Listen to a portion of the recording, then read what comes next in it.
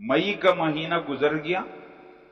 اور مئی کے مہینے کے بعد جون کا جو مہینہ آیا 1974 کی تاریخ بیان کر، جون کے مہینے میں مسلمانوں کے اندر پورے ملک میں ایک ہلچل ہو گئی، اور جگہ جگہ جوش و جذبہ غصہ قادیانیوں کے خلاف پیدا ہو، اور پھر ایک مجلس بنی ہے، مجلس تحفظ ختم نبوت۔ اس کا امیر بنایا گیا ہے محدث العصر حضرت مولانا محمد یوسف بن نوری رحمہ اللہ کو، بن نوری ٹاؤن کا جو مدرسہ ہے گرو مندر، اس کے جو بانی مؤسس ہیں، اور یہاں سے میں نے سبق پڑھا 11 سال ادھر، اس کے مؤسس کو اس کا امیر بنایا گیا۔ اور پھر جب یہ بات ہو گئی تو اس کے خلاف 30 جون کو، جون کا آخری مہینہ بھی چل رہی، پوری تحریک چلی چلی چلی، اور ملک کے اندر ایک شور اور جوش پیدا ہو گیا۔ حکومت نے اس کو دبانے کی بہت کوشش کی، لیکن وہ جوش رک نہیں رہا تھا، بہت غصہ پایا جا رہا۔ 30 جون کو قومی اسمبلی میں ایک قرارداد پیش ہو گئی ان کے خلاف، قادیانیوں کے خلاف۔ اس کے بعد جون کا مہینہ ختم ہو کر اگست کا مہینہ آ گیا۔ اگست کے مہینے میں 5 اگست سے لے کر 23 اگست تک قادیانیوں کو بلایا گیا قومی اسمبلی میں۔ ان کا جو سربراہ تھا مرزا ناصر، اور اس کے ساتھ بات چیت ہوئی، اس پر جرب، اور پورے حوالے ان کے سامنے پیش کیے گئے کہ آپ لوگوں نے، آپ کے جو بڑے مرزا غلام احمد، اس کے بعد اور آپ کی کتابوں میں ایسا ایسا لکھا ہے، حوالے۔ اب وہ انکار بھی نہیں کر سکے۔ انہوں نے جب وہ داخل ہوا تو اس نے اپنی ایک کتاب یا ایک وہ پیش کی محضر نامہ،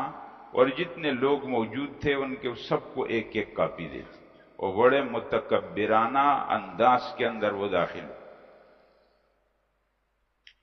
اور مسلمانوں کی طرف سے اس پر جرح ہوتی رہی۔ حضرات، مسلمانوں کی طرف سے جو ایک موقف پیش کیا گیا اس پر وہ یہ کتاب آپ لوگوں کو پڑھنی چاہیے۔ اس کتاب کے 2 حصے ہیں۔ ایک حصے کو ترتیب دیا ہے مولانا سمیع الحق صاحب رحمۃ اللہ علیہ، اور ایک حصے کو ترتیب دیا مولانا تقی عثمانی صاحب نے۔ یہ اسی وقت بن رہا، اسی وقت سب جمع تھے۔ یہ کتاب آپ پڑھیں گے تو آپ کو پتہ چلے گا۔ مجھے موقع ملا حضرات اس کا ایک قصہ آپ کے سامنے پیش کروں گا، بلکہ پیش کرتا ہوں۔ قادیانی فتنہ اور ملت اسلامیہ کا موقف، یہ قرارداد پیش کرتا ہوں حضرات جو پیش ہوئی ہے۔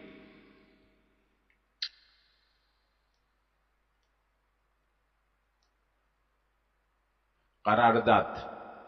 جناب اسپیکر قومی اسمبلی پاکستان، ہم حسب ذیل تحریک پیش کرنے کی اجازت چاہتے ہیں۔ ہرگاہ کہ یہ ایک مکمل مسلمہ حقیقت ہے کہ قادیان کے مرزا غلام احمد نے آخری نبی حضرت محمد صلی اللہ علیہ وسلم کے بعد نبی ہونے کا دعویٰ کیا، نیز ہرگاہ کے نبی ہونے کا اس کا جھوٹا اعلان بہت سی قرآنی آیت کو جھٹلانے اور جہاد کو ختم کرنے کی اس کی کوششیں اسلام کے بڑے بڑے احکام کے خلاف غداری تھی، نیز ہرگاہ کہ وہ سامراج کی پیداوار تھا، سامراج انگریز، اور اس کا واحد مقصد مسلمانوں کے اتحاد کو تباہ کرنا اور اسلام کو جھوٹا کرنا تھا، نیز ہرگاہ کہ پوری امت مسلمہ کا اس پر اتفاق ہے کہ مرزا غلام احمد کے پیروکار چاہے وہ مرزا غلام احمد مذکور کی نبوت کا یقین رکھتے ہوں یا اسے اپنا مصلح یا مذہبی رہنما کسی بھی صورت کے اندر مانتے ہوں، یہ سارے لوگ دائرہ اسلام سے خارج ہیں۔ نیز ہرگاہ کہ ان کے پیروکار، چاہے انہیں کوئی بھی نام دیا جائے، مسلمانوں کے ساتھ گھل مل کر اور اسلام کا ایک فرقہ ہونے کا بہانہ کر کے اندرونی اور بیرونی طور پر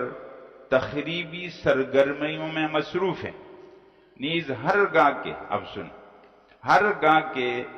عالمی مسلم تنظیموں کی ایک کانفرنس، مسلمان تنظیموں کی ایک کانفرنس مکہ مکرمہ کے مقدس شہر میں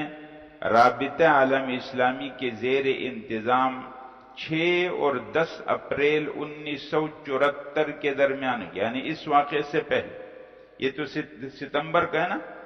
اور جون کے اندر یہ بات پیش ہو رہی ہے 30 جون، وہ ہے 6 اور 10 اپریل کے درمیان ایک کانفرنس ہوئی مکہ مکرمہ میں، اور جس میں دنیا بھر کے تمام جگہوں سے 140 مسلمان تنظیموں اور اداروں کے وفود نے شرکت کی، 140، اور متفقہ طور پر یہ رائے ظاہر کی ان 140 تنظیموں نے اور تقریباً اس وقت کے 47 مسلمان ممالک کے لوگوں نے کہ قادیانیت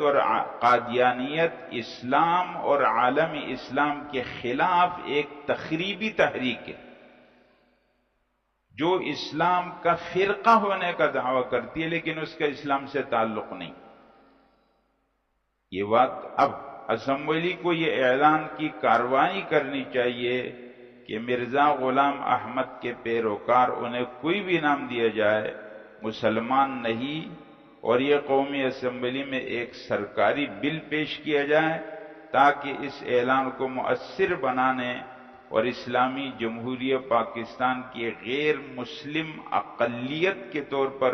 ان کے جائز حقوق و مفادات کے تحفظ کے لیے احکام وضع کرنے کی خاطر آئین میں مناسب اور ضروری ترمیمات کی جائے۔ یہ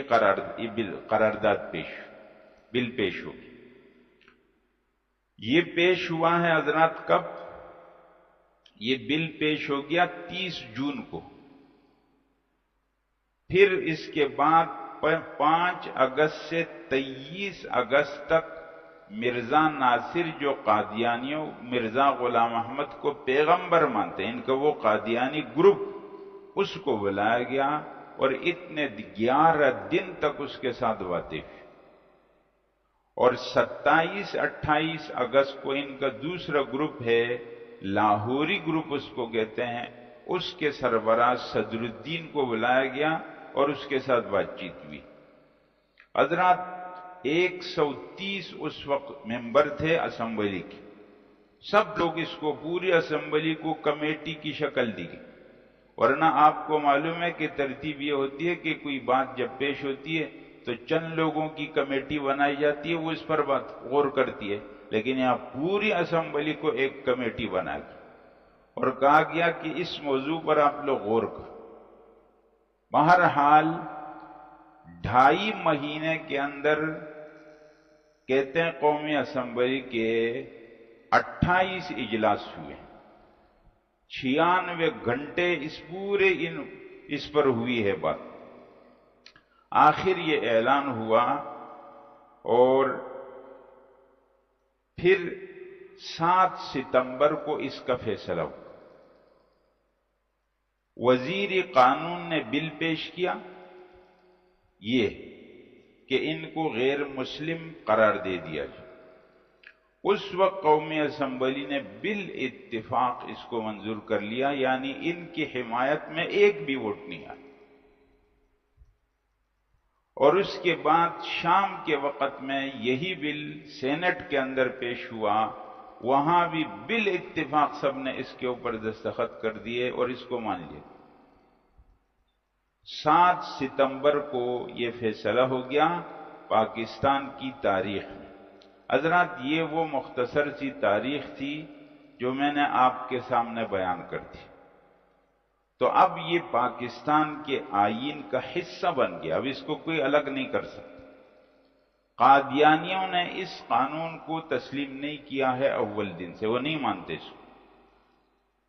اس کے بعد وہ لوگ اسلام کا نام اپنے لیے استعمال کرتے تھے،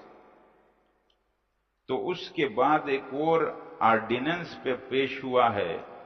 اور اس کے اندر ان لوگوں کو اس کا پابند کیا گیا ہے کہ یہ لوگ اسلام کا نام، اسلام کا جو ٹائٹل ہے اپنے لیے استعمال نہیں، اس کو بھی انہوں نے تسلیم نہیں کی،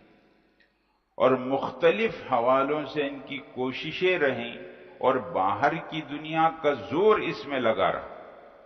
آپ کو معلوم ہے کہ جب وہ آ کر کے یہاں قرضہ دیتے ہیں، اس قرضے میں ایک شرط یہ بھی لگاتے کہ یہ والی بات ختم کرو۔ تو ابھی پچھلے دنوں میں ایک فیصلہ ہو گیا، اور اس فیصلے کے اندر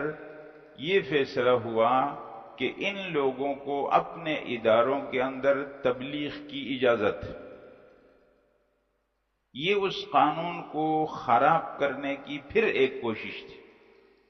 لیکن الحمدللہ ملک کے اندر پھر مسلمان کھڑے ہوئے، اور تمام مسلمانوں نے ایک ہو کر اس کے خلاف آواز لگائی،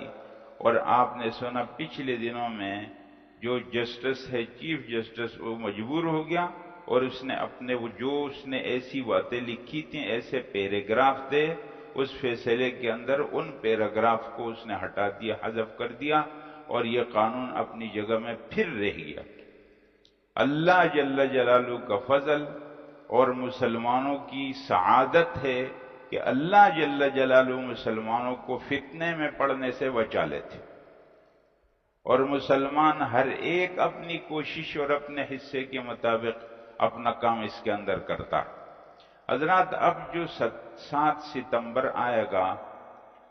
تو ختم نبوت جو تنظیم پورے عالمی سطح پر کام کرتی ہے، اس کے لیے انہوں نے یہ فیصلہ کیا ہے کہ ہم مینار پاکستان پر پورا ملک کی سطح پر ایک تاریخ ساز بہت بڑی کانفرنس اور اجتماع کریں گے، اور پورے ملک سے ہم مسلمانوں کو بلائیں گے اس کے لیے۔ تو یہ والا جو 7 ستمبر ہے،